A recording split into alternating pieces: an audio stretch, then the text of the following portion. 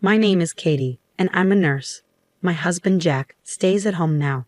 He used to work at a company, but he quit because he didn't get along with his new boss. When Jack told me he quit, I was mad because he didn't talk to me about it first. But then I tried to stay positive, thinking it might be better for him to leave the job before he got too unhappy. Even though Jack isn't earning money now, I have a stable job, and we live in a house my mother gave me before she passed away. So we don't have to pay rent, and we're managing fine. At first, I was worried and stressed about Jack not working. But since he's been doing a good job with the housework, I'm starting to get used to it and even enjoy it. One day, I came home from work and found my sister-in-law, Brittany, visiting. "Welcome home, honey," Jack said. "I hope you had a good day at work.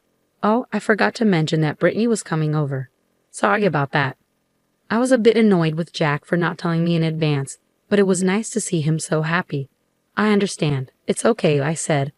"But next time, please let me know ahead of time." Jack promised he would, and then he told Brittany it was time for her to leave.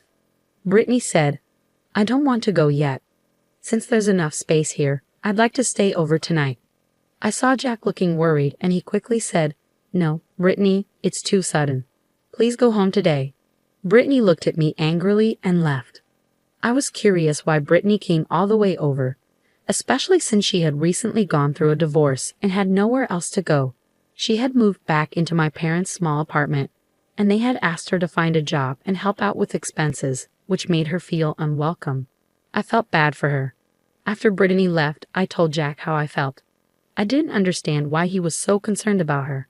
Jack explained, "I'm sorry about today. I've been looking for a job without success. I just needed someone to talk to, so I let her stay." I was upset with Jack for his thoughtless actions, but I knew he needed support. I said, "Okay, it's better to have someone around than to be alone in that situation. But next time, please call me and make sure she leaves before I get home." I wondered if I was being too lenient with Jack, but I made it clear that he needed to inform me ahead of time and didn't bring it up again. 2 days later, Jack texted me while I was at work. "Hey, hope your day is going well. Brittany wants to come over again. Is that okay with you? You're working until 9 p.m., right?" I was concerned about how long Brittany planned to stay. Even though Jack promised she would leave before 9 p.m., I replied, "Fine, but make sure she leaves as soon as possible." I really didn't want Brittany to come over, but seeing Jack happy about it made me willing to let him enjoy his time with his sister. It was a super busy day at work, and I completely forgot Brittany was coming. When I got home, Brittany was still there. "Why are you still here?" I asked. Jack saw I was upset and panicked. "I'm so sorry," he said. "I've been talking to Brittany for a long time and didn't realize the time. She'll leave now." Brittany, looking annoyed, said, "Yes, I'm going home now." She packed her things and left with a sigh. I didn't like her attitude, so I said, "What's her problem?" "It's not her house. Doesn't she have any manners?" Jack replied, "You're being too harsh. Brittany came all this way just to listen to me." I thought they could have met somewhere else, but I was too tired to argue. I said, "You're right, sorry. I'm just exhausted today, so I'm going to get some rest."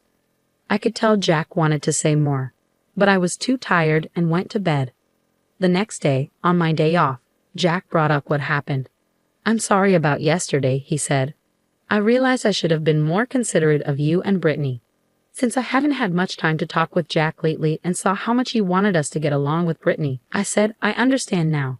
I've been so busy that I haven't made time for us. I did say too much yesterday. I'm sorry." Jack was relieved we talked it out.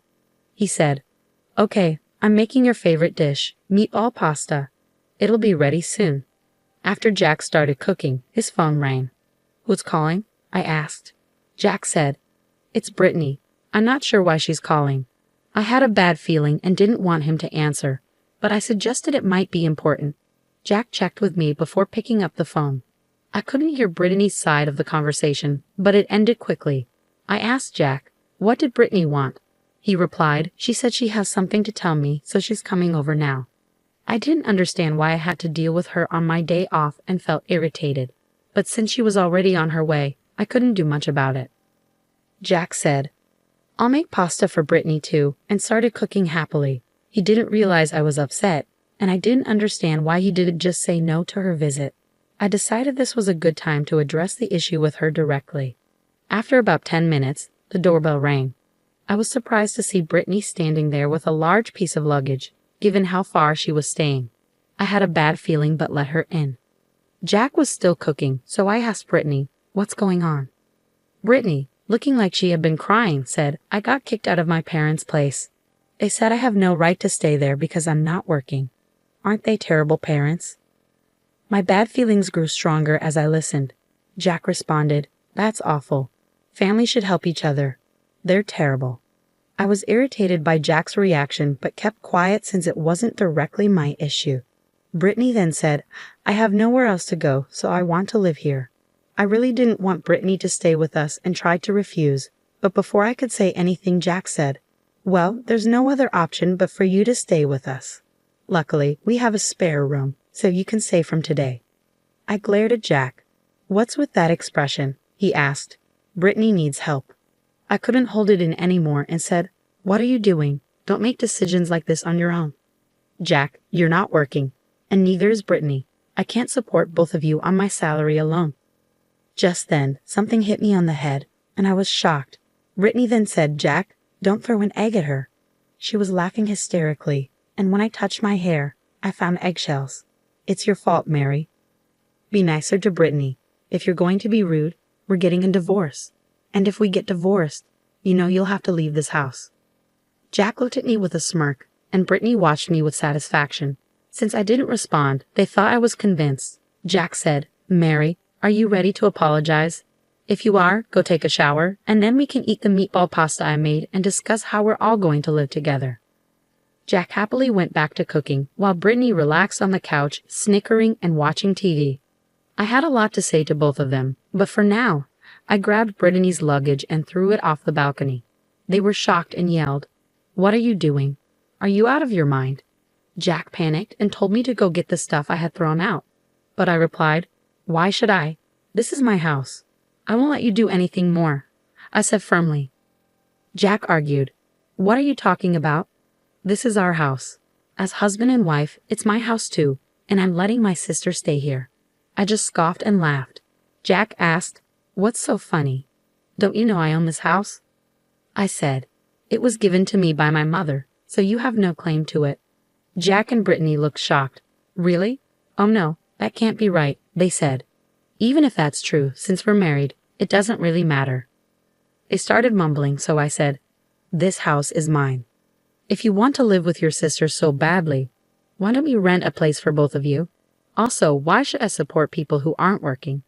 Jack, you worked hard until you quit, so I didn't say anything, but now you're not even doing housework. Honestly, I'd rather live alone." When I shared how I'd been feeling, Jack replied, "Oh really? So that's how you feel? Well, I don't want a wife who doesn't support my family and can't even appreciate me for taking care of the house." As he said this, Jack pulled out a divorce paper. Seeing how neatly it was prepared, I realized that Brittany must have come up with the idea. "I've already filled out my part," Jack said. "All you need to do is sign it. I'll give you some time to think. Just contact me when you want to apologize."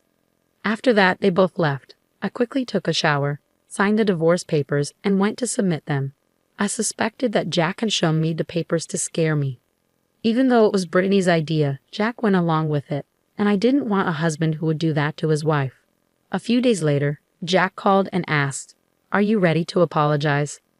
I was furious and replied, "Shouldn't you be the one calling me first? I don't have time for this." Jack's condescending tone made me even angrier. I said, "Why are you calling me all of a sudden? Why should I contact you, a stranger now?" He responded, "What do you mean, a stranger? Is something wrong with you?" It was clear Jack didn't understand what was happening, so I told him calmly, "I've submitted the divorce papers and it's finalized. We're strangers now. Also, I sold the house. So even if you want to come back, it won't matter. I've quit my job and am starting fresh somewhere else. I've sent all your things to your parents and they should be arriving soon. I'm a bit worried though since their place is small. Will everything fit?" Jack sounded confused and started arguing with someone on his end of the phone. "Anyway, you were the one who suggested getting a divorce, right?